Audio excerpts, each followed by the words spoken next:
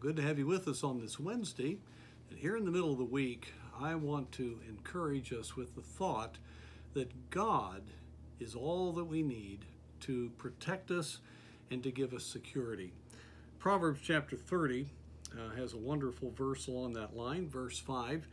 Every word of God is pure. He is a shield unto them that put their trust in him.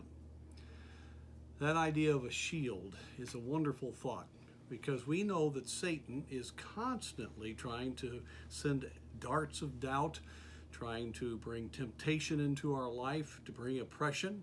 Now, if we're a believer, the Spirit of God indwells us. We cannot be indwelt by a demonic spirit, but we can be affected as he uses the tools of the world around us and some of the just pressures that we have.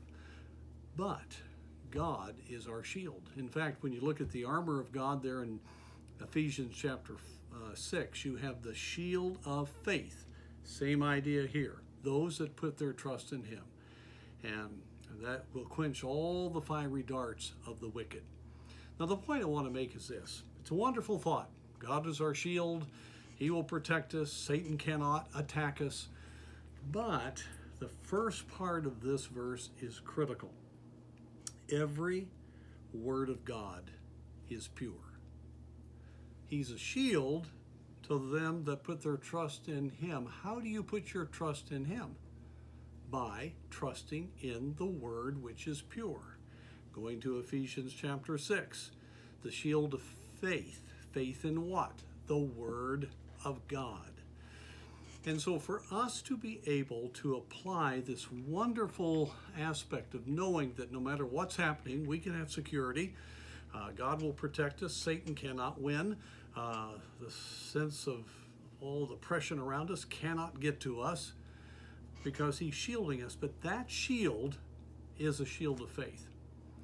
And so if we're not in the Word and we're not choosing to put our dependence upon the Word, the shield's down. Now, God's ready to be a shield, and he's a perfect shield. I mean, Satan can't get through God, especially in our era. Satan cannot get through the finished work of Christ. But our problem is we have such a tendency to depend upon ourselves, to think human ideas, to rationalize. And so we say we're putting our trust in the Lord, but when God says, I want you to do this about solving that problem, I want you to handle your spouse and your marriage this way. Here's the right principle to follow when it comes to child rearing. I want you to have this kind of attitude toward a brother who has offended you.